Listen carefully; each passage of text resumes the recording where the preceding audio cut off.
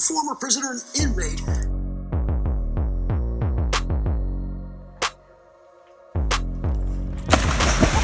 You did it. What are you doing, Guns? You bit the hell out of me. Wanna see you with your hands up. Going straight to the sky, let me see you put your hands up. Cause we do till we die and we on another level.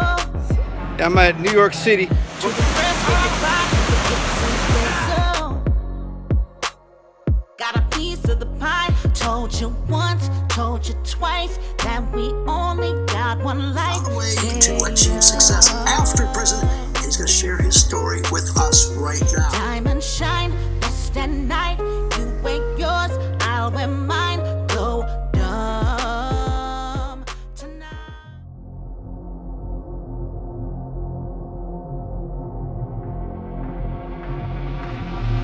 What's up? Welcome back to another episode of my thing, Tales for Foreign Gangster, Office Edition. So I have I don't know, I'm going to tell a quick story today. And this guy, I haven't really addressed much. Like went on a diatribe on a couple of my live shows about Scott Bernstein making the claim that I had no connection. And to me, that's so absurd. And I'm not saying I was anybody. I'm not saying I was some big shot. Nothing. Never said my grandpa was a made guy. I never said my grandpa was in the mob. All I said was my grandpa was goombadis, which is how he referred to them as the goombadis. I later asked when I was like 15, Grandma, what does goombadi mean? She said, it means best man. I'm like, we like at the wedding? She says, yeah. I'm like, why do you call them all the goombadis? She's like, eh. So they call all the time. And a lot of them were denoted by goombadi last name because they all had the first name Tony or Pete or Paul or whatever. So I know when it's goombadi Corrado. For example, when Tony Giacalone called, it was goombadi Tony. He was the Tony. And same thing with Goombadi Jack Toko. It was Jack. Lots of guys would be Goombadi this, their last name. Anyways, and there's so much information and so many things I could say to validate how my grandpa's connection to them was, and I'll get into that in a whole nother show. But I just wanted to tell you a quick story about my young cousin. Because one of the problems with Scott's research is that it lacks basically everything to do with my generation. Like there's nothing in it. And that's the simple fact is because Scott's research is 98% entailed of old Fed cases that were, they chased the same like 8 or 10 guys for like 20 years, 30 years on RICO, whatever. These guys weren't even that big of gangsters, they're just racketeers. What I'm saying is the Feds, there's only like 2 or 3 Feds. They worked this case for 20, 30 years. They finally got them in RICO in 96. But they weren't creating files on little guys like me, little drug dealers and thugs and, muscles. There was a lot of guys like me, and I'll talk about them in a minute. But they weren't composing cases on us, like files. They weren't wiring our phones. I was nobody, and especially me, because I really was nobody. But also in court docs, he gets the stuff in court docs. The court docs, basically, he cross-references the court docs with the Fed cases and writes his book. In fact, here's his book right here, and I'll talk about that in a second. But somebody gave me this book in prison. I still never read it. I mean, I still flipped through it, recognize some of the people and pictures, but I'm going to get into that in a second. So his Fed cases and court docs are not going to have 20-year-old kids in it, 25-year-old kids. That's, I was doing most of my stuff between ages 20 and like 25, early 90s. And I was just running around doing stuff for this guy, collecting for that guy. And I'll get into it. I will share specific stories in detail, when, why, and where. But to claim my grandfather wasn't connected to these guys is one of the most absurd things that I've ever seen. I mean, we're talking absurd. My grandfather was a revered, high, ranking member of that community.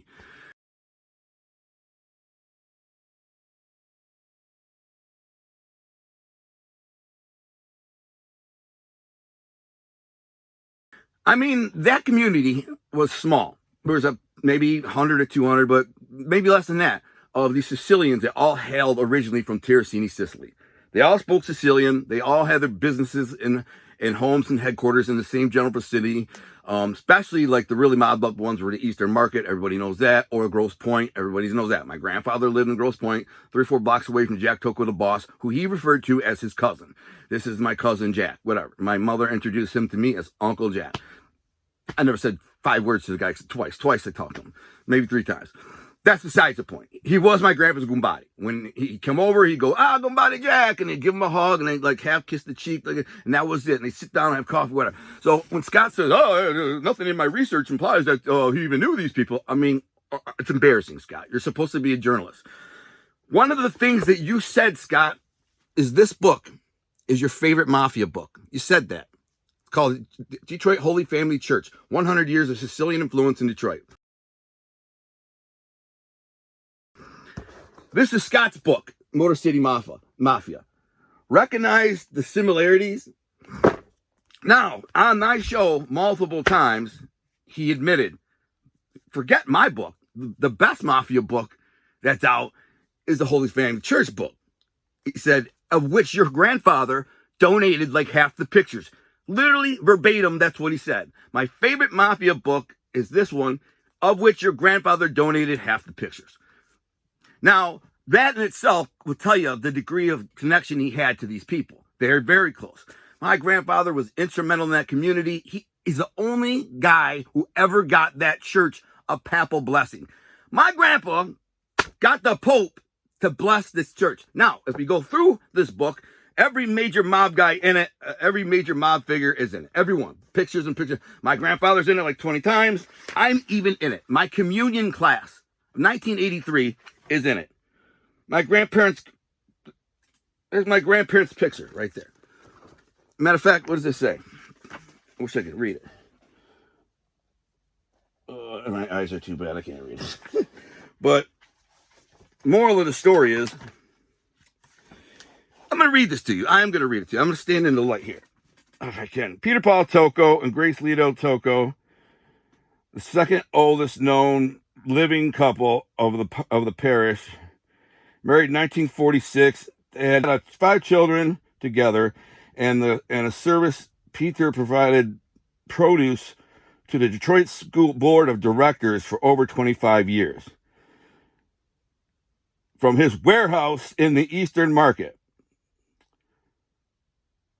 Over the years, they have been very active members of of some of the clubs and societies at the Holy Family Church. Sorry, that was painful. Anyways, very active members of some of the societies here. Now, if you go through here, by the way, Jack Tocco is in here. Tony Giacalone, Billy Giacalone. Their parents are in there. They were baptized there. I was baptized there. Everybody, every single, the Mignascos, Cimitero, Ayupas, however, they're all in here. Bomeritos, on and on and on. I won't go bore you with the freaking pictures over and over and over. So my point is just showing this. There's my great-grandfather, who's, by the way, one of the 2 founding fathers of the parish who helped build it. My great-grandfather, my great-grandmother was a Palazzolo. Her nephew would later become like the consigliere of the family, her nephew. They were all connected. They're very close. So my point is to say all this is, these people were very closely connected together. They did a lot. They have the same parties, same weddings, same anniversaries, same graduations, funerals, always together. My grandfather was around these guys. That's all I'm saying. These were his Gumbadis in his family. You consider them family. They all spoke Sicilian. They called each other constantly. This is all stuff that you probably, if Scott was to ask his Fed guy, because he's got a retired Fed from OC from 30 years ago. Again, who probably doesn't even, I'm sure he's probably never even asked the guy about me. But maybe if he did, he'd go, I remember the guy. He was a troublemaker. But these people were very social, very social. And my grandfather was a very social man. He even up until his late 80s, he was out driving around, hanging out, going to his Gumbadi's place there, and they play penny poker, they talk, shoot the gift. That's what they did. That's how I got to know some of them. And I'll do that in a whole nother show. I'll talk about that in a whole nother show. How I got to know some of these guys, because my grandpa's eyes were going bad like mine. And he got a couple accidents. So I said, Grandpa, let me drive you to the market. If you got to go see your Gumbadi, I'll drive. And it was kind of fun. I like hanging out with the old dudes. Well, my grandpa had been telling them about me. I had been in jail, in and out of jail. I got a bunch of felonies. Plus, I got famously tore up Nikki's Pizza downtown. I knocked out a guy in the Eastern Market in front of like freaking 15 people. You know, some of them young wise guys. I mean, knocked this guy out, bang, in front of all these people. And then in nightclubs on the East Side, I was notorious for knocking guys out, for fighting and tearing. So the couple of these old men had heard about it, either from my grandpa or somebody, I don't know. And they'd say, "Hey, whatever happened at Nikki's?" And I tell them. And they like it, and they thought it was funny. And that's, again, later they say, "Hey, you want to make a buck? Man, tough guy, you know what I'm saying? I could use a freaking tough guy." And I'm like, "What? You know, listen, I'll give you a call. A guy has a problem collecting. Just go make him pay. Send him a message." So that was that. Anyways, I'm going to tell you a story about, and that went on and on and on for like 10 years. It wasn't nothing major. It could be weeks or months before somebody gave me a call. The reason why Tony Jack called me is because I believe he didn't have a lot of muscle on the East Side. I don't know who he had on the West Side. No idea. I didn't even know he was West Side. You know, I knew he was at the athletic club. That's kind of West Side to me. That's 696 and freaking in Southfield Freeway. I never saw it as West Side. The West Side is when you take 94 and go down river down by the airport. That's West Side. So Detroit goes like this. I guess this is West Side too. Anyways, I only met him there a couple times. And we one time he gave a membership to my girlfriend, and one time I went in and talked to him. The other time we talked outside. Anyways, Tony might have not had a lot of guys on the East Side. I know one case he wanted a young guy to kind of handle something because it was some kid punking out his nephew. And I'll get to him in a minute. And so, otherwise, he might say, and I have to imagine that the times he called me and referred me to bookies or loan sharks, either or, I never asked, who are having a problem getting paid from a guy who's getting tough or pushing back. Either he wanted, I don't know why he called me. I mean, maybe, I'm sure he had some other guys, but Scott can't name them. Scott doesn't know the young guys from my generation. He doesn't know them. That's the thing. It's research in those court docs, in those papers. There's nothing there that mentions these guys that are like the street guys, you know, low-level guys, the freaking thugs and the gangsters on the street. Just the big guys, you know, who are being indicted for RICO and chased around with surveillance. That's all he's got. And so, naturally, he doesn't have a guy like me. I was freaking nobody. He doesn't even know my Uncle Pete. That's the funny part. Like, my Uncle Pete grew up with all of Jack Toko's children, with Tony Giacalone and Billy Giacalone's kids. All of them went to the same schools. They lived in the same neighborhood, went to the same parties, all hung out together. My uncle was the worst one. Those kids actually were like, grew up and some became kind of white collar criminals and eventually out of crime, I think.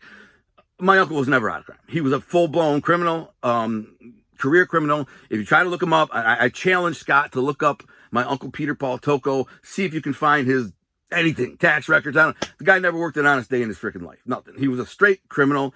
He robbed, he stole, he gangstered, he just hustled. That's all they did. Was he not on the feds? No, I guess not. He was younger. He was only 12 years older than me. So he was, again, the younger generation that nobody really paid attention to. And he was purposely off the radar because he was more in with bikers than he was with the mob. But he could slide in and out because he was a Toko. And these people called him cousin. And just like I called him cousin. I didn't know the bloodline. I just knew the name was Toko. So was our name Toko. No bloodline. I don't know what the freaking bloodline. I would later learn, years later, from Scott Bernstein, that there's multiple Tokos. I'm like, well, that kind of makes sense because I remember I had people, cousins in Roseville and Clinton Township, and I did go to Lance Cruz for a couple of years. And I had some cousins over there, and they weren't in Grosse Pointe. So I'm like, I have a cousin there, I mean, whatever. I never knew, never cared. Again, it wasn't my thing. I'm not like a mob groupie. I'm not into freaking genealogy. And just, hey, if somebody said, my mom said, this is your cousin Joe and Paul. These are your cousins Joey and Paul. I said, hey, cousin Joey and Paul, what's up? We'll get into a couple other cousins now. So, this is a really good story I'm going to say for another show. The fact of the matter, this is the one that, in my opinion, truly connects the dots to me and that life. And I'll do a whole freaking show on it. But a whole show, start to finish, I'll do. How I end up getting busted selling steroids, which, by the way, I got busted selling steroids, and the headline in the newspaper, Macomb Daily, you can look it up. You got to use microfiche to do it. Said, steroid bust linked to organized crime. And then that case was an FBI case with like 52 guys. 5 countries, 52 guys, It was a steroid operation. Guy's name was Joe DiMaggio. I'm scared to say his name. Everybody knows it was public knowledge. It was all over the papers. He was a wise guy. Connected, but younger. He was younger. Again, I was like 17 at the time, and he was his late 20s. So he was kind of an old guy to me. Big muscle-bound dude. He had a whole crew of wise guys. Italian, Dagos. They hung out at the clubs. They had their boats. They go to Metro Beach and hang out. These are all people that Scott knows nothing about. Because I asked him, do you know Joe DiMaggio? You ever heard? No. Because they're not in his paperwork. They're not in a Fed file. They're not in a... Actually, this should be in a Fed file, this one. But it's not the Fed file he's looking at. He's looking at only the one. Joe DiMaggio was busted with 5 million doses of steroids, 100 weapons, 10,000 rounds of ammunition, 2 kilos of coke, and a bunch of other stuff, right? So he ended up getting a lawyer, and he got out of it like 9 months in jail and like 5 years probation. More of the story. I ended up getting 2 hand-to-hand deliveries, right? Selling steroids, hand-to-hand deliveries. I'll tell that whole story another day. I got set up. I was stupid. I didn't know the game. I was stupid. Somebody brought a guy to me and said, hey, he wants some juice. I'm like, well, all I can get right now is mental test. And by the way, I'm not on coke. My nose itches when I talk, and that's a condition I have called trigeminal neuralgia. But anyways, so the guy said, yeah, I'll take it. I said, mental test sucks. It's for power lifters. You sure you want it? He's like, yeah. I'm like, how much you want? He's like, I'm selling it to a friend. And like, I'm just like, can I get like $5,000 worth? I'm like, yeah. I made like $3,500 off it. And I did it twice. So I got busted for that. But my grandfather, by the way, this is what my Uncle Sal told me, paid a judge 10 G's, met the judge, handed him a 10G envelope, said, I don't want my grandson to go to prison for this. I ended up getting 6 months work release, right? But it took about 1.5 years for them to convict me because I fought it. I got a lawyer named Ken Karam, and he didn't really do much, but he got me out of it. So he got me to work 6 months 6 months work release, but I got kicked off of work release in like 2 weeks for freaking punching a guy in the face who took my cookie off my tray. So big black dude's like, man, get the cookie. I said, no, man, I'm eating my cookie. He said, no, let me get the cookie. He reached over there. I said, and we started fighting, and I got kicked out. And I had to go finish my sentence in the tower in Macomb jail.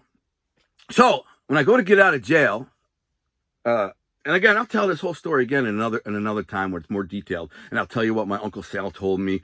My Uncle Sal Toko told me about Grandpa and the judge. And he'll tell me, when he picked me up from jail, he bonded me out. He wouldn't even look at me. And I'm like, is Grandpa mad? Is Grandpa mad? And he looked at me. He's like, are you kidding me, man? He warned you about selling drugs. Now, my Uncle Pete, my Uncle Sal's brother, just got busted for selling coke. Scott Bernstein, like a couple years before that, there's got to be a record of it because he was busted selling coke in the 80s. I don't know even how much it was. He didn't go to jail. My grandparents got the lawyer and got him out of it, the judge, whatever. But there's a record there. There's a record of Peter Paul Toko and his crime record. But if you try to find I don't know. He was in and out of jail and crap all the time. I have no idea. Even when I was in prison for 13 years, I think he did 12 of those years. Anyways, so he doesn't know them. He doesn't know. He's like, I don't know him. I'm like, oh, so what? Does it mean he didn't exist? He wasn't a real person? It's just because he's not in your freaking file. You know what I mean? Like, hey, he's not in my file. Dude, there's a lot of freaking guys that Scott Bernstein doesn't know. Lots. And I'm going to tell you. And this is not faulting his research as and prestige as a journalist. There's just only so much you can find in a file, in a Fed file, and a court case.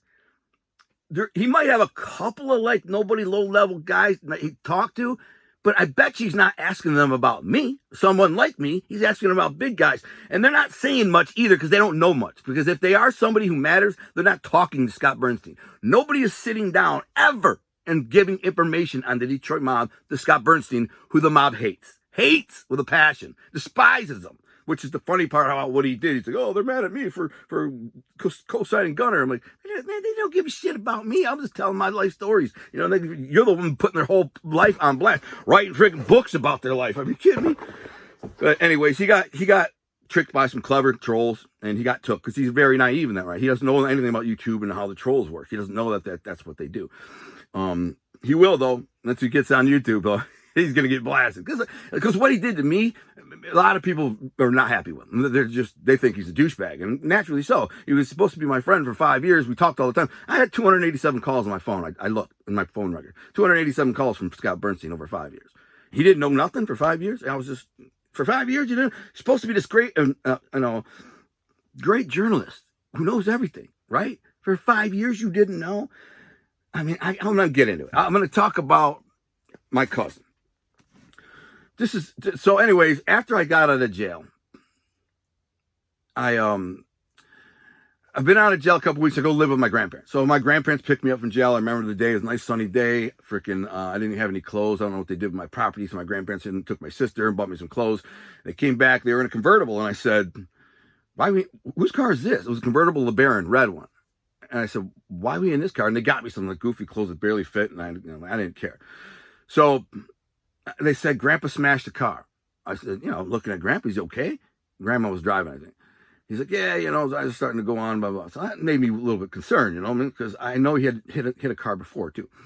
So they take, because I'm living with my grandma, Grandpa Toko. Now, at this point, they're not living in Grosse Pointe proper. They moved to St. Clair Shores a few years before. So before the freaking dweebs say, hey, they live on Greencrest, and this time, and you said they're Grosse Pointe, it was still only like, 6-7 miles north of where they lived for like 40 years in Grosse Pointe. But the family still all lived there. I think Tony Giacalone also moved to St. Clair Shores too at the time. I'm not sure. Can't say for sure. But I think he did. I think he lived in that area. So a lot of people were moving out of Grosse Pointe because the crime was finding its way into the city because they lived like close to the border of Detroit. And, thugs were coming in and robbing and stealing. And somebody tried to rob my grandmother. Somebody freaking tried to mug my grandmother. If I had the story right, she pulled a gun on him. But anyways, so I get out of jail and they're living in St. Clair Shores on Greencrest, right? Nice area. And it's right on the border of Grosse Pointe. So it's like, you wouldn't even know you're not in Grosse Pointe. It's like the nicest area of St. Clair Shores. Houses aren't quite as big and like lavish, but their house was never huge and lavish anyways. It was smaller. The kids were all grown and out, although I think my Uncle Pete was still living there at the time. And eventually my Uncle Sal did move in too, because he was shot in the arm. But anyways, so now I'm living with them. And my Ninja is sitting in the garage. So the day I get out, jump on my Ninja, I go flying around there. I'm out. I go get my girl, have some action. My grandpa tries to get me a job. I won't even get into that story. He got me a job working for the neighbor who was to own a marble company.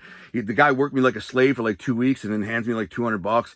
It was basically, he's paying me $5 an hour, and I was a freaking slave. He was killing me, man. It's hot. I'm dragging mud, mixing cement to put on the floor, up and down flights of stairs, and carrying freaking marble stacks of marble all day long, killing me, and he only gives me $5 an hour. I tell my grandpa, I said, Grandpa, this guy only. So my grandpa gets so mad, he storms out, calls the guy on the front lawn, and starts cursing at him in Italian, and he says in Sicilian, and the Greeks, Sicilian is very similar than Greek and Sicilian. And he says, you're no longer my friend. I no longer consider you friend. You work my grandson like a freaking slave for 2 weeks, and you insult me and hand him freaking $200 a week. He said, we're no violence. So that was that. He said, my grandma's like, oh, you're going to go to college this fall, because I won a scholarship when I was in jail. I won a scholarship, but not a big scholarship. It was like $700. But I scored so high in the GED that I'm the top 500 people in America. When you score so high in the GED, you get this scholarship and a letter from George Bush. It was a stamp letter, I'm sure. And so I'm like, I got freaking $800 to go to school. A lot of my boys and friends are going to college. I'm a lot of girls in the college. I'll go to college. So I live with my grandparents, go do some college. So my grandma's happy. She's like that. My dad said he'll kick in some money, pay for the semester. But they want me to work. So this is where it happens. This is the life-changing event that you won't find in a Fed case, Scott Bernstein. None of you people will find it, but it's just a fact. So a couple weeks go by, I'm out. I'm already selling weed and steroids. So right away, I get a plug on steroids. I'm pretty sure Tony Bomarito was my steroid plug. Shout out to Tony. He watches you sometimes. That's my dog. In fact, I got a letter. In this book from him from when I was in jail. Still got it. And I said, well, can I get put on? He said, yeah, man. And gave me some steroids, a few $1,000s of steroids. And I think Fat George is the one who gave me the weed, like 10 pounds of weed. And now, so I'm in business. Now I got to build my clientele back up. It's hard after you've been in jail for 6 months. Everybody goes other places. So, and my Uncle Pete at the time was not living there. He was living somewhere down south. Not sure why. He got a job or something working with some bikers. That's what he said. So he was down south. He was in like Atlanta or something. And I don't remember. Somewhere down south. So normally he would help me get my hustle on. So a couple weeks go by. And a couple of weeks go by and my grandmother says, you got to go to your cousin Nina's graduation party. And he's like, you remember your cousin Nina? And I'm like, kind of, she's like, yeah, she's, you met her at this, blah, blah, blah, blah. I'm like, what the frick? She was a little girl. It's like 4 years ago, I don't know. Why would I remember a 14-year-old girl? I'm like 20 now, And she says, well, you got to go to her graduation party. It's a big deal. The whole family's going to be there. Out of respect. Bring her a card. Be nice. Be there. I'm like, okay, fine. I go smoke a joint. I'm high as hell. I go to the beach. I forget about it. I'm at the beach, Metro Beach. I'm out there at the beach, laying there, hitting on some girls, whatever. I get a beep. It's my grandmother. And she's home because our house was only like a mile or two from Nina's house. It was very close. And so she went home, paged me, so I know it was her. And I called back. I'm like, yeah, what's up, Grandma? She's like, why aren't you at Nina's graduation party? You said you were going to be there. I told you to be there. And I'm like, oh, I forgot. She's like, get there now. Show some respect for your cousin. I said, all right, boom. So I fly there, stop at 7-Eleven, buy a graduating car, put a $100 bill in there, right? Because I got money now, a little bit. I come shooting up on my Ninja. Jump off. It's in Grosse Pointe. Actually, I think I can't even tell you if they were in Grosse Pointe or St. Clair Shores. It's the same border area, but I think they were on like the Grosse Pointe side of the border. They had a bigger house. They had a nice house. So I come walking up and I got a couple little cousins, like 3 or 4 little cousins on the front lawn. They're throwing football. I'm big. They know me. Uncle Al. Cousin Al, excuse me. Cousin Al. They call me Cousin Al. Throw the ball. So I throw the ball with them for a second. It's hot. I got a shoot vest on with no shirt. That was the style back then, looking like a cheese ball, right? I know. It's hot summer days, like 90 degrees. And I got a suit vest on, gold chain, like khaki shorts, khaki suit vest, top, none of these. I'm walking up the backyard. I hear the music, hear all the people. Big backyard. There's a circus tent set up. Not a huge one, but and under the circus tent, a bunch of tables. And right in the middle of those tables is a big round table. And there are people up and moving around, the kids playing all over the place. They had toys and stuff for all the kids. There's a lot of little kids. There's got to be 20, 30 little kids. So I see some of my aunts got the food laid out. They made this food, and they're like Bunsen burners on a long table. So as soon as I walk in, my grandma says, Ellen, come here. And she says, come over. And she's like, what's up? Now, my grandpa's sitting at a table with Tony Giacalone, my cousin Tony. I'm not going to say his freaking last name. You want to look him up, go ahead, find him. Scott Bernstein knows who he is because he told me that he has him in surveillance photos and said, I'll get you some. And I'm like, no, I'm good. I don't care. Like, why would I don't care. I don't want the guy's surveillance photos. But I said, I from what I hear, he's not the nicest freaking guy. And I never really thought he liked me to begin with. I'll tell you why in a second. So like they all come over and say, hey, what are you doing? Where you been? Blah, blah, blah. And they're like, have you seen Nina? I said, no, where's she? She's like, they're in the house. She's in the house. Go say hi. So I said, okay, let me grab some food real quick. So I'll go over there and stack up a bunch of food. As my aunts were stacking food, a bunch of little kids come over and say, Cousin Al, dance with me. These little girls, they stand on my feet. It was just like the Godfather. It's funny, and I'm dancing with them. That's what my family did. I don't know if they got it from the Godfather and they do it, or if the Godfather got it from like real Italians. I don't know what we did. So I'm dancing a little bit to the music because they had Italian music playing in the background. Whatever. So I get my plate of food and I go in and I walk in and Nina's sitting there. She's actually got her back towards me. She's on the kitchen counter and she's pouring wine into glasses of wine. She's got about 8 glasses on a tray. And I go, what's up, Nina? Better not let your mom see that. She turns around and she goes, oh my God, Cousin Al. She runs over, gives me a hug. And I'm just like, dude, like, why is it a big deal? I barely remember this little girl. Like, barely remember. So I'm 20 now. She's 18. She just graduated high school. She gives me a hug and I said, here's her card, congratulations. And because she was going to a college. I can't remember which college. I remember that at the time. Like, oh, you got accepted to so-and-so. Good luck. Congratulations. Boom. Here's $100 to help you out. She's like, oh my God, so sweet. She's like, my friends are in the back. Meet my friends. I said, because they're in the dining room, like big long oak table with like 8 girls. So she comes out there with wine for all the girls, and I'm feeling a little uncomfortable and awkward because there's a bunch of 18-year-old girls staring at me like, because I had basically no shirt on. I got abs. I by the way, I had just done 3 bodybuilding shows the previous year. 3 bodybuilding shows, back to back to back. So I was completely ripped up. I was about 190, just shredded. And I'm sitting there with a shirt vest on, unbuttoned. And I'm like, hey, what's up, girls? And they were kind of gawking. I'm not saying that was anything special, but I mean, probably they didn't get a lot of guys like that freaking at 17, 18 years old where they went to high school. So I talked to them for 5 or 10 minutes. It was a little awkward and uncomfortable for me. So I go back outside and I start dancing with my cousins again, right? So as I'm sitting there dancing with my cousins, I hear my name because they're talking in Sicilian. They always speak in Sicilian, almost always, as they all do. That whole community, they're very in touch with that root, their Sicilian roots, very in touch. So I hear something, Alonzo, blah, blah, blah, blah. So I pick up a couple words. It was like a job. And right away, my grandfather is saying to Tony Giacalone and Tony, my cousin, who, by the way, married Tony Giacalone's daughter. Okay, so my mom's first cousin married Tony Giacalone's daughter. I'm not going to say her name and their name, but I'll tell you some more about their son in a second.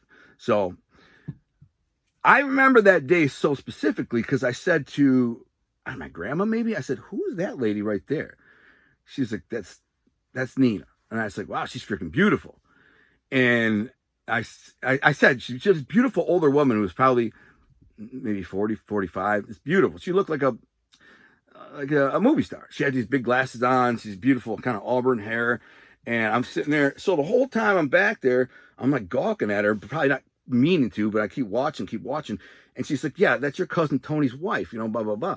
And I'm like, oh, okay. And it's Tony. And I'm like, and now I'm noticing him noticing her. Like I'm noticing him, me watching her. Like he sees it. And he's like looking at me like, no, really? Just freaking eyeballing the shit out of my wife, dude. And I'm more like, dude, what, well done, bro. I don't even know it's Tony Giacalone's daughter. I have no idea. I mean, I think they told me after the fact that's Tony's daughter, maybe later at home or something, because I was asking about her. But anyways, so my grandfather says to Tony and Tony, they're both next to each other. Tony, Jack, Tony, Nina's over here. My grandmother's here. A couple more aunts and uncles. There's a big round table. There's only one round table under the thing. The other were squares. They were all at the round table. And I'm just standing there and I hear my name. So I start listening. And my grandpa says, he says, you think you can, put Alonzo to work, at the shop? And my grandmother says, no need for that. He's going to college this fall, so he doesn't need to work, get a job like that. And my grandpa says, yeah, but he's still got to work. He needs to make money. You know what I'm saying? He's living with us. He's got to pay his way, So you think, and of course, Tony, my cousin, says, yeah, sure, Pete, And my grandma says, no. He's going to go to college. He's going to. So then he says, yeah, but, my grandpa started defending me. He's like, yeah, but he still got to work. You know what I'm saying? And all of a sudden, my grandma slams her hand down and goes, bang. She's like, no, he's going to college. He doesn't need to work. And I'm like, at this point, I speak up. Again, this is not going to be in Scott Bernstein's Fed files, court cases, court docs. No, this is all factual and what happened. I've told this story like 50 times. I'm sure it's verbatim the same every time because it's real. So my grandpa says, kind of looks at Tony like, the boss just spoke. And he goes, listen, just see if you can find him some work. You got to stay busy. And Tony Giacalone goes, sure, Pete, I'll see what I can do. He was sitting back like this in a chair. He had a shirt on that was a white plaid shirt, short sleeve, like golf shirt, if you will. It was white, but it had like pink, red plaid. And he's sitting there and he goes, sure, Pete, I'll see what I can do. And that's it. So we leave. We hang out for an hour or two. And I end up going home. And later on that day, I said to my grandpa, I said, why didn't grandma want me to work with Uncle Tony? Because I knew him as an uncle, Tony Giacalone, just from kids. He'd been coming around since I was a kid. My mom introduced me. This is your Uncle Tony. I'm like, all right. And there was another guy he was with all the time.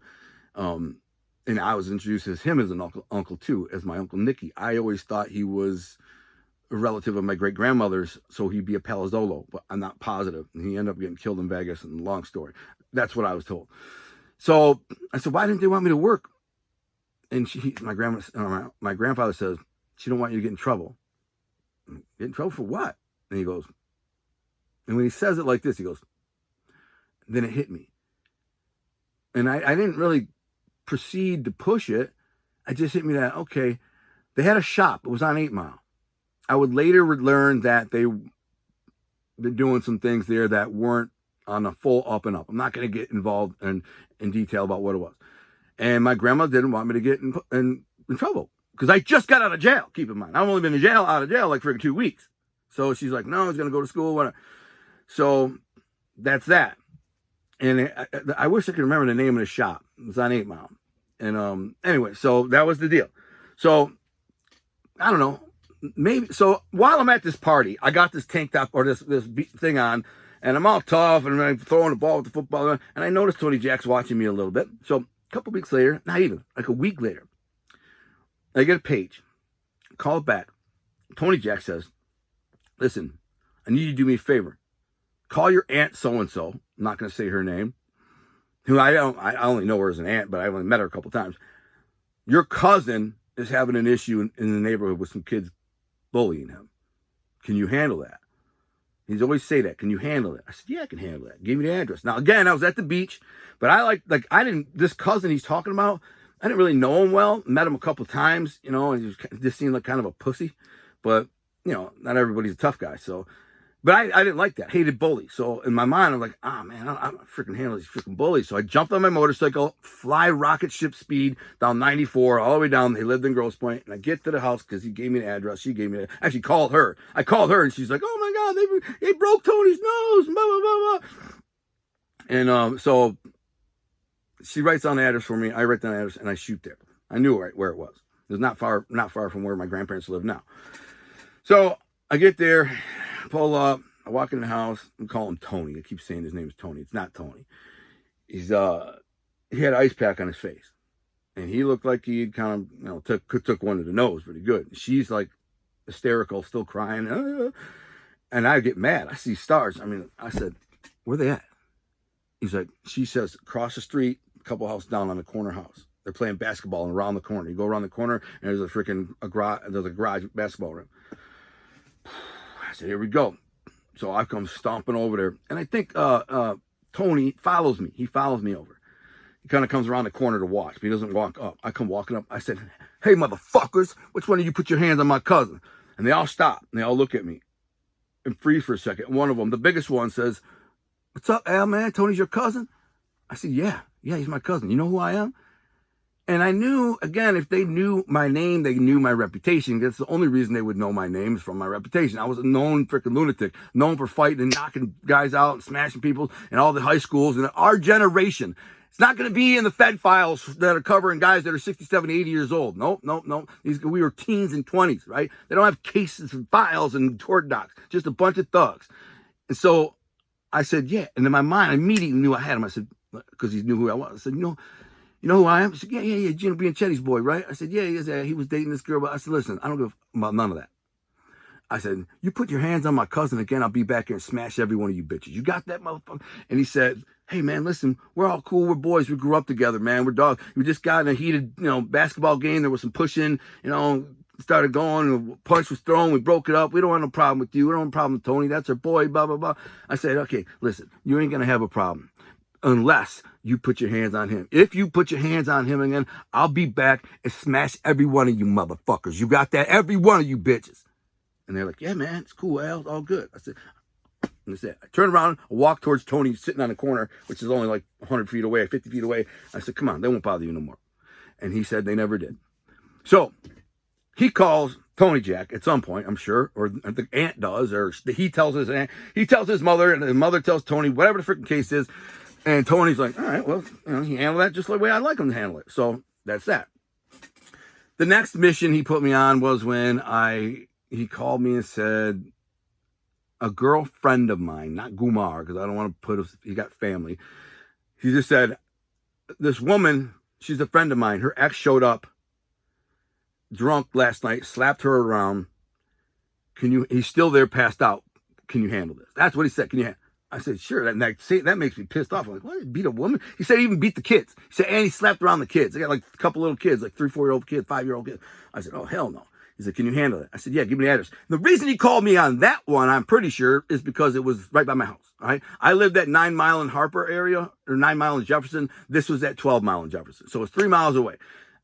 And he knew, maybe he tested me. I don't know what the frick. He called me 7 o'clock in the morning. I don't know why he don't call any of his other soldiers in the army. I don't know who the fuck he's got. I don't know. I don't know his business. I don't know who the frick he's got in his team. I don't know his crew. I don't know nothing. All I know is he's my grandpa's Gumbadi, his friend, his boy. I'd seen him around my whole life, be at the market, be at our house, whatever. That's it. And I knew he was a wise guy from my Uncle Pete was always saying, oh, Tony's somebody. I don't give a shit what he is, old man to me. And so when he called and asked me to do it, I said, sure, man. Be my pleasure to do it. And I went and I smashed this freaking guy.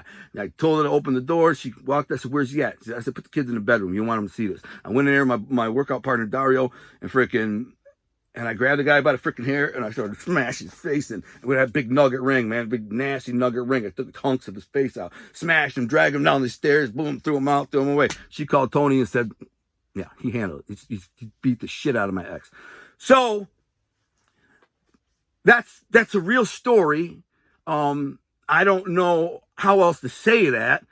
I mean, you can claim it isn't real, but I mean, it is. So I don't know how to confirm it. I don't know how you can say, how you can, I mean, I don't know how I confirm it. I mean, it is what it is, my life experience. If somebody asked you to verify, half your life stories and experiences, is there documentation of it? Do you have it in a Fed file? Do you have it in a court document? No, it didn't happen. Get the fuck out of here, Scott. You're a freaking clown. You just played yourself.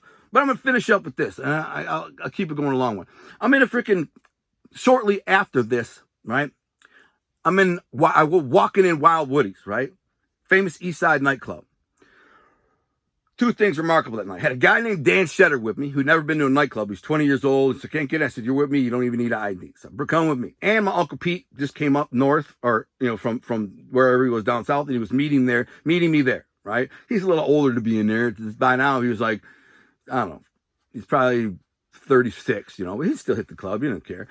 And so I go there with this kid named Dan Shetter. And I'm walking in. And as soon as I walk in, right, I see my cousin Jimmy, who's the son of, I really don't want to say it, but you know what? Scott Bernstein, you know who he's the son of. And we talked about it. It's my mother's cousin's son, right? Who happens to be a Jackaloni on his mother's side. We'll put it like that. He's in the club. He's a real good-looking kid. Super handsome kid. Just a stud. Now, the last time I saw him was just several weeks before this at Nina's graduation party. And we were talking back and forth. And, he's a sweet kid. Just a nice guy. And oh, my goodness, he's like it looks like a supermodel. And he's just a handsome guy, super sweet, nice. I come walking in, and he's in there with some of his cousins, right? And they see me right away. And I come walking in. And when I see him, he's like, I see him, what's up, Jimmy? He says, come here, man. Come here, what's up? He said, check it out. So he says to these guys, first of all, he said, "This is my cousin, so and so and so." I'm not going to say their names. I'd say it privately to Scott. I have done it. I've given these guys names multiple times to Scott. And he says, "This is my cousin, so and so. This is my cousin, so and so. This is my cousin, so and so." And then he says, "You guys, this is my cousin Al Tocco. He's a Tocco." That's what he said. And I say, I'm not technically, my last name's Lindblom, but my mother's Grace Tocco. And he says, you're a Tocco. That's it. That's what he said. I'm like, I'm glad you think so. That's it. Now, the three guys who are his cousins who are with me, they know me from being in the club. They done see me in there, knock guys out. They'd see me in there freaking tearing the place up, see me in there wilding out. I've done probably, they were pretty common sights in this club. They dress really nice. They kind of wear suits and stuff. Quiet guys, stayed to themselves. Didn't really bother nobody. Just had their drinks, hit on a few girls, and went on their way. But they see me. I wasn't. I was in that mother effer like, man, this first guy gets out of line, I'm knocking his fucking head off. And then me and my boys were rowdies, kill somebody up in this mother effer. So they're like, I knew who the one was. The one, I knew him. He was a Jackaloni. I didn't know the other ones. Anyways, so that night, Jimmy says, right after this, he says, "Hey, man, listen, man, these guys are talking about jumping my boy and blah, blah, blah, blah." I'm like, "What?" He's like, "Yeah, man, these guys over here." So I look over, and I'm not even in there 3 freaking minutes. I'm in there 3 minutes. And he points over to this crew of guys, and I recognize them from the neighborhood. I think they were Sterling Heights guys. I'm not sure, but they're, our generation age, early 20s. I was pretty sure they were Sterling Heights guys because I didn't. Now, I knew all the Lance Cruz guys. I knew all the East Detroit guys. I knew all the Warren guys. I knew all the St. Clair Shores guys. I knew all the Roseville guys. I didn't know all the Sterling Heights guys because we were farther east and we were kind of more of a ghetto-y, kind of lower class demographic. The Sterling Heights guys kind of migrated out into the Utica and stuff like nicer nightclubs, whatever. Just their own crew. Everybody stays in their own neighborhood. Everybody likes to be in their own neighborhood. But these guys were coming around because the club, like Wild Woody's, had a ton of girls. I mean, the place was jamming all the time. 500-600 people in the club. Boom, boom, boom. And they were coming around. I had no problem with them because they weren't faking bullies. They weren't faking like they're tough guys. They looked like they were probably pretty tough kids. Some of them were pretty big. They all looked like they all worked out. A couple of them were real big. I always had given them a pass a little bit on acting tough because they spoke in Italian. That made me, that they all spoke in Italian amongst each other. And so they'd speak to each other in Italian, and I was like, all right, that's cool, man. They're Dagos, hardcore Dagos. They must be Sterling Heights guys or whatever. Well, one of them, what's the deal with the girl, man? Anyways, a girl had given one of Jamie's boys a number, right? And in fact, there's 2 other guys that were there too, and they were both my cousins, Toco. Their dad is a Toco. But you know, I have no idea who he was. His dad was. How he's related. Like I said, there's a couple Toco families. I'm not sure how he was, but I do know these Johnny and Mike considered me as a cousin because I was Toco too. But they were there too. So they said their boy, who I don't even like really because he's kind of a douchebag. I mean, he's all right, but I'd later find out he did some slimeball shit that I wanted to freaking smash him for. But at the time, I'm like, so they say they're gonna jump him, and then you know us, we got to get involved. He's my boy. And I said, all right, let me see what I can do. And I said, what happened? The girl gave a number to him. He was calling her. Her boyfriend was broken up. But then they got back together. He kept calling her. I'm like, all right, that's all I have. So I wear the guys. They're over there against the wall, and they're planning. They're already like posseed up, planning to jump on these guys, who most of them are pussies. I'm not gonna, even though they're like, a couple of them are serious mob prodigies, young mob players. And you know, these guys aren't tough guys, though, you know what I'm saying? And the other guys probably didn't give a shit about it anyways. Even if they knew they were, they didn't give a shit. What the fuck are you get in and beat your ass? You know, the kid, they think in their mind, the one guy who got the girl's number is calling her, he needs an ass whooping. The same way I would if they did the same thing to me. So he's gonna freaking put an ass whooping on him. So I come walking up to the freaking guys, and I picked the biggest guy. I always do. He was a big dude. He was about maybe 6'4", 270. Not ripped, but not fat either. He had a lot of muscle. You could tell he worked out, you know, but he was a little bit sloppy. Yeah, I guess he's built about like I am now, you know, something like me. But like 6'4", 270. I'm 5'11", 230. So he was big boy and young, you know, and handsome dude. So I walk over, he's holding the beer in his hand. I said, what's up, man? You guys got beef with my cousins? And right away, the one says, what's up, Al, man? You know, that's your boys? That's your cousin? I said, yeah, the one's my cousin. The other guys, I don't really know him, but, you know, what's up? You know, you talking about jumping him and, you know, going to beat his ass. And like, nah, man, but the one dude's being disrespectful, man. Like, what'd he do? He's like, well, he's been calling this girl. I'm like, well, how'd he get her number? And like, she gave it to him. I'm like, so if the girl gives you her number, you don't call? He's like, yeah. I said, yeah. He said, but they got back together. Then, you know, he's saying she's calling him even though. So I think you need to figure out the girl, check that chick or whatever. And the dude whose girl it was, he's sitting there. I'm looking at him now because I said, who's the girlfriend? He's like, that's mine. I'm like, you're back with her? He's like, yeah, I got back. I said, you need to check her about giving you the number now. But she's like, he keeps calling her. I'm like, hey, I mean, if she's calling him, I'll tell him to stop calling. But if she's calling him, it's on her. He's like, man, it ain't even that serious, man. We ain't got no problem with you, Al, and blah, blah, blah. I said, all right, cool. So we're all good here. We're not going to have a freaking beef because I have to defend them guys. It's my cousin, that one. I pointed at Jimmy. I said, that's my cousin. Nobody's going to touch him. And I said, nah, we're good, man. Just, you know, ain't even no thing. Water on the bridge, all good, man. I said, well, listen, do me a favor, man. Just to make sure, just to prove that it's good. So send them guys a message. Buy them a drink. One drink. And, you know, the next one's on us. I said, yeah, come on, get the waitress. You know, whatever those guys want. Send them all a beer. I said, cool. So I go over there. Everything's good. You guys are good. No worries. And we ended up moving into their crew and clicking up and hanging out with them all night. Everything was cool. We were cool. Now, in that situation, during that night, one thing happened is one of the cousins of Jimmy, who, like I said, I knew was kind of coming up somebody, he took notice of me. And he would later call me for a couple of things. And we began to do business. And we ended up becoming big weed dealers together. We ended up stealing a boat on his 21st birthday. God, he must have been young at the time. I thought it was his 21st birthday. Yeah, he must have been young as hell in there. Jimmy was young. I don't even think he was old enough to be in there either. But anyways, these guys, we became cool, you know what I'm saying? And they were all like tiered on the mob prodigies, you know what I mean? And while I was in there that night, by the way, two of these guys that they knew or were with owned a junkyard. And I ended up first bringing in stolen cars for them to sell for a couple of months. And then I started kind of extorting them, squeezing them. I'm saying, you guys are pumping all these cars. I'm getting $500 a car. You're making $10,000 a week off these freaking cars. You guys gonna need to start paying me $1,000 a week just on the love, you know, just because. And I said, and I told them, if anybody, you know, if we hear any bad news about this from the feds and the cops, you know, we'll tip you off. We'll help you get out of it. Lawyers, judges, whatever. And they're like, yeah, sure, yeah, we get it. So I mean, I don't remember how long I kept doing it, but I did it. But anyways, all of this is tied together. And like I said, none of this is going to be in a Fed file. None of this is going to be in a court case. a court document. The only way to verify this, Scott Bernstein, is to go find some of these guys and talk to them, which I highly, highly doubt they would ever even give you the time of day. If you said, "Hey, Tony," was it like, get the fuck out of here, man? He's telling you nothing. Now, the guy, there had to be freaking 15, 20 witnesses in there that night that I did that. There was 15, 20 guys at the market in front of was it Shimitero's? I think it was Shimitero's Produce, which is a couple more houses down from ours, when there was like 5 or 6 guys arguing and fighting with these other crew that come up. Must have been 10, 12 guys out there total.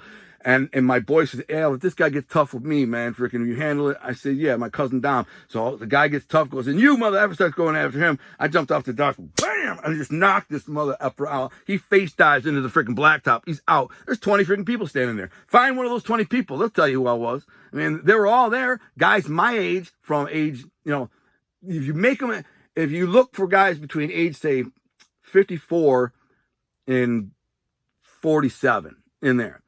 You did, Scott, say a couple months ago, you said you were working with, I'm not going to put him on blast or even put you on blast because I have more honor and respect even for you than that.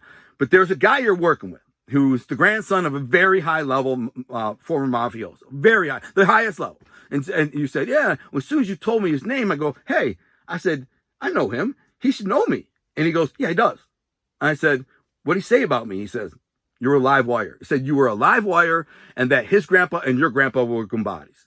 Literally what you said. Literally. Verbatim. Literally what you said.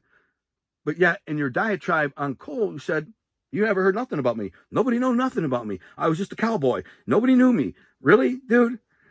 And the fact that you make it sound like my grandpa, he had a little produce business, a little fruit stand in Eastern Market, and nobody knew him. He's just an imaginary guy. He lived in a $2 million house in Grosse Pointe. I mean, just get the frick out of here, man.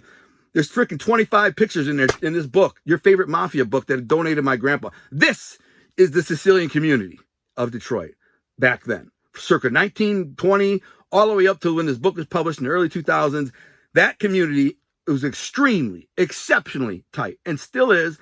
All the family considered themselves cousins, uncles, aunts, nieces, nephews. They all attended the same functions, weddings, everything. Blah, blah. They were always together. They were always talking. They were always partying together, always hanging out together. And my grandfather was the head of his post in the American Legion,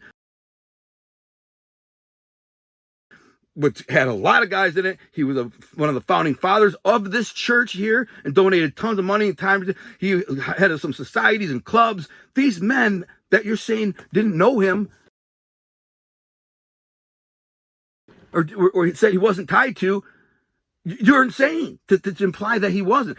This is your book. I mean, by your publisher, your words. This is your favorite mafia book ever. Here's your book. Looks the same, but this is the one that has, you literally said half the pictures were donated by my grandparents in this picture. And they're not half. You said half, but I mean, there's a lot. There's probably 20 pictures in there. A lot of, instrumental ones. And like I said, they were very, prominent members of the church and societies and the clubs. And yeah, they were.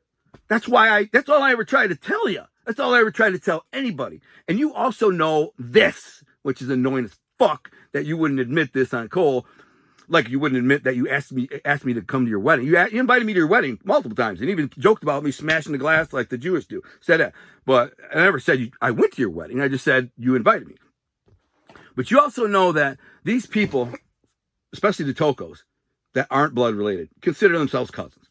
You also know, as a fact, we had this discussion before many times, when somebody walks in and you're a kid and they say, "This is your Uncle Joe," or "This is your Uncle Tony," when your mother says that, you're like, okay, but you said, "Yeah, I know, you're all cousins. You're all uncles." Everybody says they're all. I said, yeah, it's such a big family that you don't even know if it's through marriage. You don't know. But if one is a Toco and the other one's a Toco, you just automatically assume that, it's blood somehow, and why wouldn't you? You know what I'm saying? Who the frick goes through genealogy? I don't. I got better things to do. The people who go through that stuff are mob groupies and enthusiasts and things like that. I don't do it. Never cared, never will. I got better things to do. I'd rather be fishing, anything. And that's the most boring, mundane minutia, and I'd kill myself, right? All I know is in my stories on this show are stories of things that I've shared that I've done, things that I've done. I don't go back in time to dead people and talk about what they did. I don't go back in time to genealogy. I don't go in the future and talk. I don't report on mob journals journalism like you. I don't care about who did what in the mafia. I don't care about who was who.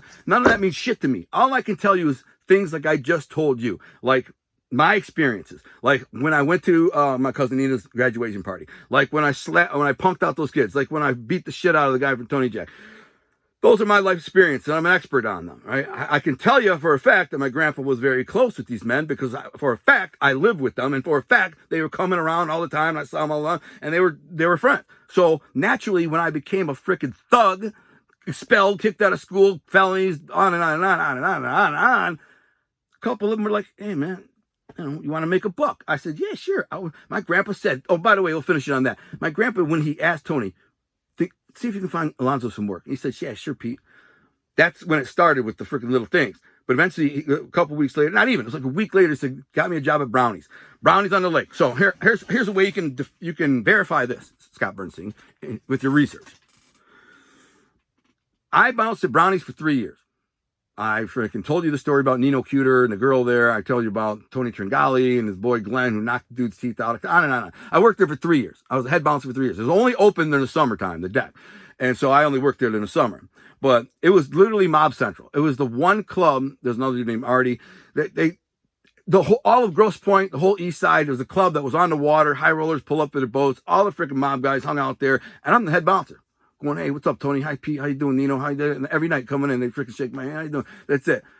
And I got my cousin a job there, Joe Rubino. Joe Rubino, whose father, by the way, I don't think you know who he is, probably, but he was a wise guy, too. He was a fireworks man. He was a guy who would bring up freaking hundreds of thousands of dollars worth of fireworks every season and sell it at all these stands all over Metro Detroit. That was his hustle, and he was the wise guy. And guess who gave him space? All the mob-owned businesses. He was able to put it on the lawn in front of these mob-owned businesses and pump steroids out of these freaking stands and then give them a piece. Well, his son, Joe, my Gumbati, one of my boys, one of my best friends, rode my whole prison bit with me, sent me money, still hooked me up with my girl, actually. I got him a job bouncing at Brownies. I said, "I need a guy. Want to hire a guy." So hired him. So he's on my Facebook. His name is Joe Rubino. He's a big muscle-bound guy, real nice guy. He's good friends with Billy Tocco, the bodybuilder that I've told you about too. So you can verify. You can say, "Did he work there?" I mean, it's saying, aren't these degrees of connection enough to kind of verify the stories that I've told? I've never said I was a big freaking shop mob guy. I never said I was some big freaking mafioso or made guy, butt man, nothing. I just said these are the few freaking little things that I did, and this is how it came to be. It came to be because my grandpa was Gumbadis with these old freaking Dagos that he grew up with from the 1940, 50, 60, 70, 80, in the same tiny little neighborhood. The Sicilians, the Terracini, they were so tight-knit, all owned the same. They all worked together to make each other's businesses succeed. They all worked. My grandfather was like an elder statesman of this people. He was a freaking very revered and respected man, and they all loved him, right? And when it came time, they saw his grandson was a fuck up, and he was a knockout artist and a smash and a drug dealer. A couple of them were like, "Hey man, you want to make a buck?" And that's it. So none of that's going to be in your research or in your Fed files or your court docs. You're not going to find it, all right? And that's unfortunate, but it's not there. I mean, there are cases. If you go look up the Joe DiMaggio steroid bust, organized crime, said right in the paper, steroid bust leads to organized crime. There's that. I mean, but other than that, I was just a two-bit thug hustler. Most of the time, I did stuff with just my Uncle Pete, who my Uncle Pete may have played up his mafia association more than it was. I never knew. I didn't know. He played it up, and I just was like, all right. Well, he said this guy said that, and that guy says this, and he works for this, and he's doing that for that. I'm like, well, how the frick would I know? I don't know these freaking guys you're talking about. I don't care. I never cared about old men. Old fat-ass men who can't whoop my ass. What the frick do I give a shit about them? These are old men who used to come and go in my grandparents' house all the time. I don't care about them, man. They can't whoop my ass. Like, that's like it's like somebody being scared of your grandpa. You're sitting there and your grandpa comes in. You go, "You scared of him? The fuck him, man. He's doing nothing to me. I'm out here with a gun. I'm out here robbing and smashing motherfuckers all the time." I said, "Fuck them." And then when they need somebody to scare somebody, they call me. I'm the guy who fucking grabs the guy with a throat. Says, "I fucking kill you. Pay up, motherfucker." I'm that guy. So why would I give a shit about them? I did that shit for years, man. And clowns call that into question. You think I went to prison for traffic tickets, man? And that's the last thing I'll leave it on this. I've been busted for extortion, bank robbery, armed robbery, weapons violations, assaults. Oh, God, so many. I think I have 28 or 38 felonies. I looked it up one time. Do you know how much crime I've committed in my life? Unfortunately, I'm sad to say. It's 1,000 times more than I've ever been convicted of. 1,000, which means 99.9.9.9% of the crime that I committed in my life, there's no documentation of. There's no court docs. It's not in a Fed file. It's not in any file. Now, there are files on like Comet, which is the local drug task force in Macomb County, where I've been busted and arrested several times, or Comet. And I'm sure there's plenty of state files and local files about me in cases, and oh God, I can only imagine. They busted me, and I mean, but they're just, Scott's not pouring through state files and little narcotic task force files to look up little old me. He's looking at old Fed cases that were organized crime in Detroit, and then guess what those guys were getting busted for? Tax evasion, pussy stuff. These guys were out there freaking smashing fuckers in the head. They weren't putting guns in mother efforts' mouth. They might have been doing that in the 40s and 50s and 60s. By the time I was around, they were sitting up in their freaking mansions just collecting envelopes, doing nothing. And the guys my age were a bunch of pussies. I was the guy they called. Some of them, anyways. And I'm not saying nothing about it. Not everybody's a tough guy. Not everybody needs to be. If you got a guy like me, use them. Some of them did. I didn't care. All I wanted to do was make money. If a guy said, "Listen, Al, I'll give you $600 to freaking knock this guy out, beat his ass." $600, I could use $600, so I'd do it. $600, bang, just go beat the shit out of a guy. You know how easy it is for me to beat the shit out of a regular dude? I just grab him and pound him for freaking 20 times, and then $600. Thanks, man. It took me 30 seconds. That was the guy I was, and I sold weed and I sold steroids. Now, again, won't be found in a Fed file or in a court case or a record, but it happened. That's all I'm saying. So if you really want to get to the bottom of my history in that world, find somebody's cousin. I'd be happy to provide you with some names, and then you go approach them. I can't promise they won't tell you to get fucked, because I'm sure they will. But you can ask them, do you remember Garner? Was he around? What was he like? You know what I'm saying? Just ask him. Now, you've implied on Lee Cole that I had zero connection. Knew nobody, had no connection whatsoever, and was nobody. Just a cowboy. And you implied that my grandfather was just another Toko and out of thousands of Tokos in the city, which is completely untrue. You know, there's like 2 or 3 Toko families, but these ones that lived in close proximity in Grosse Pointe were the closest ones. That's why they wrote this book, and that's why all those other ones that are not in close proximity to this family are not in this book. Your favorite mafia book. You said it. The ones that are all in this book, all of the hierarchy of the mob are in this book. And go figure, my grandpa's in it like 20 times. Now, I'm not saying he's a freaking big mob guy. I'm saying he's a bookie at one point. He retired out of that business in the late 80s.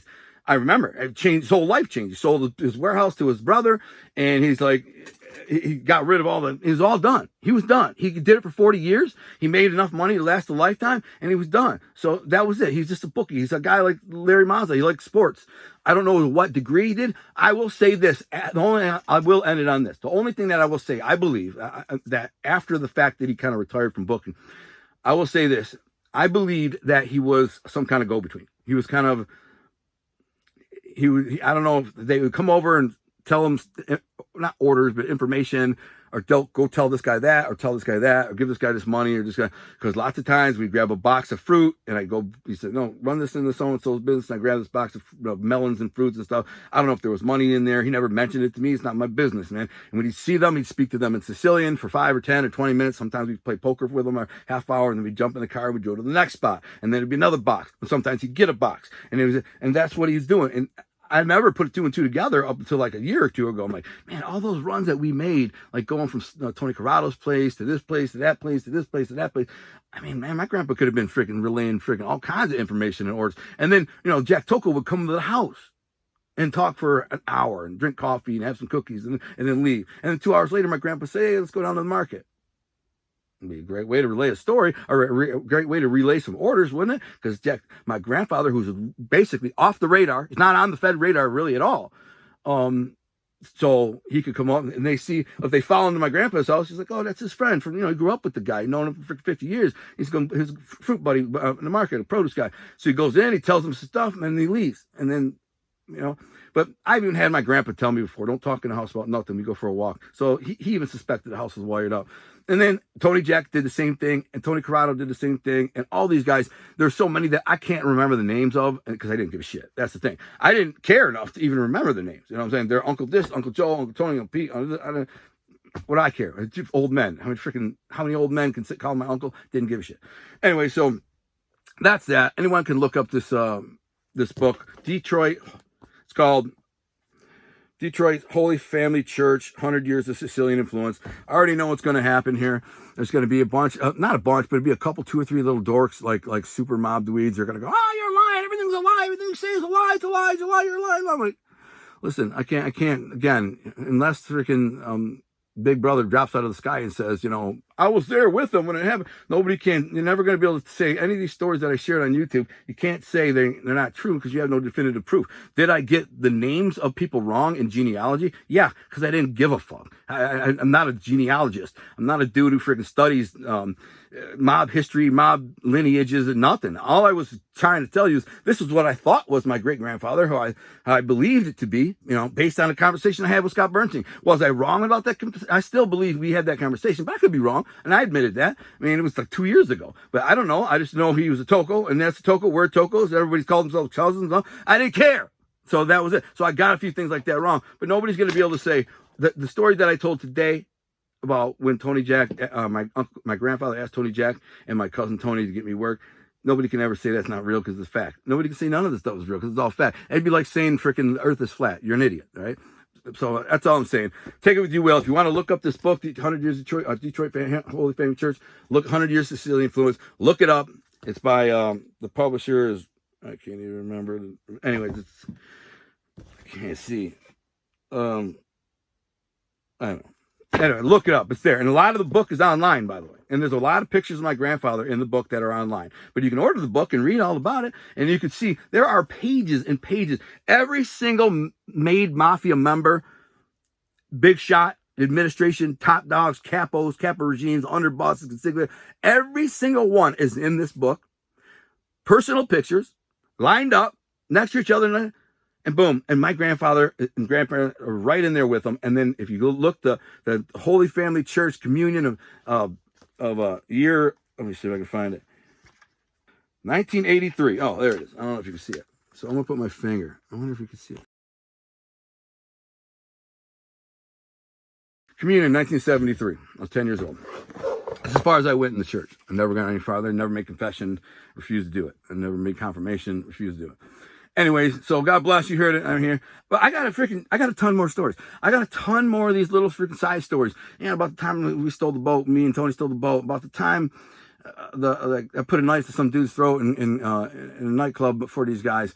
On and on and on. I got a bunch of Tony Jack stories that really aren't that interesting, but they're just like, yo, listen, go call so-and-so. Meet him at freaking Dimitri's on 11 Mile and Gratiot. Needs a favor. I go, what is it? He's like, this guy's he's having a problem. Right? He ain't paying. You got to give him the money. We got to get him. Like, just when I collected all that money, the one time, when I had to get all that money, people are like, oh, sure, you collected $1.7 million. You dumbasses, man. The feds were indicting them. The feds were just about to drop a freaking sealed indictment on the whole family. And that's why they got me and a couple other guys to get all the money off the street. All of it. Doesn't matter what they got. Get everything. And why did they have me do it and me and Frankie do it? Because the feds weren't following me and Frankie. The feds weren't even hip to me and Frankie. So they called me and said, hey, you and Frankie split up. Here's this list. Go get this freaking money. And guess what happened? A month or whatever it was after they got the money, bang, the feds indicted them. But they pulled 1.7 off the street, but just in case. I didn't even know about it. Like, I didn't even know what about the federal indictment, nothing. I just was told, listen, I'm like, what? I'm like, this is a big freaking list of money. I'm like, is this, let's say 40 grand? He's like, yeah. This guy goes 40, this guy goes 60, this goes 80, this goes 100, this goes 50. I'm like, Jesus. I'm used to picking up like 5 grand, 2 grand, 3 grand at the most. Now I'm picking up 30, 40, 50, 100 grand. So I was a little nervous and scared and didn't know what's going on. And I remember said, what's going on? He's like, he just said, we got something going on the East Coast we got to do. That's what he said. I said, all right. Had no idea that they knew an indictment was coming and that the whole freaking mob was going to get pinched. Or not whole mob, 11 guys. And I will finish it with that. And this will be the last thing I say. The 11th guy on the indictment in the 96 RICO case, the famous Scott Bernstein's famous RICO case, where they got busted for RICO, and a couple guys did a little time, and Jack Tocco did a year and a half. The 11th guy was my friend Frank Witcher. And the first day I ever met Scott Bernstein in real life, I said, "Hey man, want to meet me at this radio station? I got an interview. Come with me and be on the show with me." He's like, "Oh, okay, cool. That sounds fun." So I walked in there. I go, "Hey, this is my friend Frank." And he goes, "I know Frank." I kind of looked at him like, how the frick would he know Frank? You know what I'm saying? Frank's like a little older than me and from my neighborhood. But he's like, all right. So afterwards, privately, I said, "How do you know Frank?" He says, "Oh, he was the 11th man indicted on the RICO with Jack Tocco in 96. And I said, "I didn't even know that. I knew he got busted, went to prison for something, but I didn't even know that was the reason he went busted." I think I was in jail when the bust happened. So I remember Frank went to prison for like 4 years, but I didn't know he was the freaking 11th man in the RICO case for the boss. Well, I'm the one who introduced the two of them. So if Scott says I don't have any degree of connection, I introduced Scott to the guy who was the 11th man on the RICO case for the boss in 1996. But the most telling part of this all was, I said, "Then you must know Mike Brancato, right?" And he goes, "Who?" I said, "You don't know Mike Brancato? How do you know Frank but not Mike Brancato?" Then it hit me. He knows Frank from the court documents, naturally.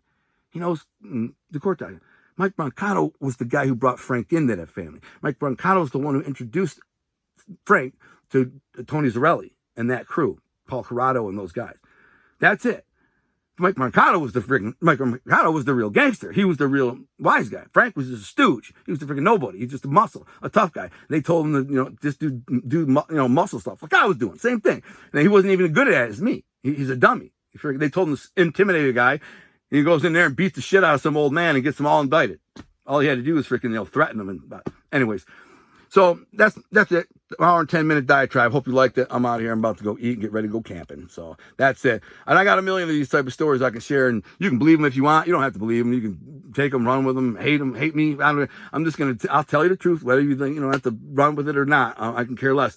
But again, one of the things is the evidence won't be found in the Fed file, won't be found in the freaking court case. It just is what it is. Just like 99% of all organized crime and crime in the street, it happens of Scott Bernstein. If it's not the top 10 guys of the court cases, then he doesn't know about it. Well, what about the guys that were my age? What about the guys who were in their 20s and 30s at the time? What about the guys who were really low level and doing all the street grimy stuff? Where are they? Where are they in your research? Where are they in your writing? I don't see them anywhere, ever. What about the guys today? There's still guys today. I never hear nothing about them. Oh, that's right. The feds stopped an OC. They're no longer an OC in Detroit. And there hasn't been an indictment for 25 years. So it's like they vanished. It's just like the mob vanished in Detroit for Scott in his research. Just saying. That's all I'm saying. There's a lot of people are gullible. They'll believe anything when anybody says. The expert. I thought Scott all the time. I always assumed that he kind of knew. He knew people that knew me. He asked guys that knew me. But then again, in hindsight, who the fuck would he know? He don't know nobody. He's not asking any of my cousins and all these people nothing. And if they did, they said, "Get the fuck out of here, man. I'll slap you." Nobody's telling him shit. So I wrongly presumed. Because, for 5 years, he just, acted. I always thought he listened to my shows. I thought he would listen to my shows, but he doesn't. He's a narcissist. He never listen to my shows. So, these little stories, I thought he heard them and be like, "Oh yeah." And then if he ran into one of these freaking guys, he'd be like, "Hey, isn't Gunner your cousin? Or do you remember this time Gunner told me a story about this?" Blah, blah, blah. But he don't do that, man. He's just like, listen, he's in them files. He's in them court docs. If it ain't in there, you don't care. I could sit there and tell him stories like I just did to you for an hour and a half, and he'd be like, "I don't give a shit because I can't find it in my files. If it ain't in my files, I don't even hear. I don't even listen. It's a waste." I know. I can see it in his eyes when I talk to him or when on the phone. I can kind of hear him going, I'd be telling him a freaking great detailed story. And he's like, but he's in his mind going, "There's no research to back this up. It's not real." I don't know, because that's how his mind works. He has an analytic mind. He has to have hard evidence and data to process it in order to process anything. And some people are like that. And that's just who he is. But he should have the balls and the prescience to admit that, you know what, in this type of reporting and journalism, I'm missing a lot of stuff. I only know what I can find here, here, and here. I am not a mob guy. I'm not in the mob. I'm not a street guy. I'm not connected to these guys. I don't know, 90% of what happened in this stuff back then or now. He could admit that. He should admit that. Most journalist professionals would. Instead, he's going to act like he knows everything and make me look like I'm the asshole. Well, here we go. Right back at you. Former prisoner and inmate.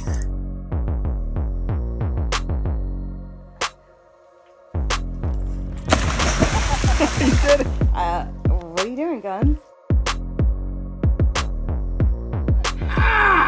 You beat the hell out of him. Wanna see you with your hands up.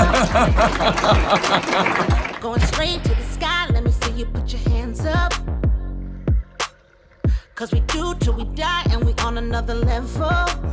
I'm at New York City. To the rest with your body, got a piece of the pie. Told you once, told you twice that we only got one life. On the way to achieve success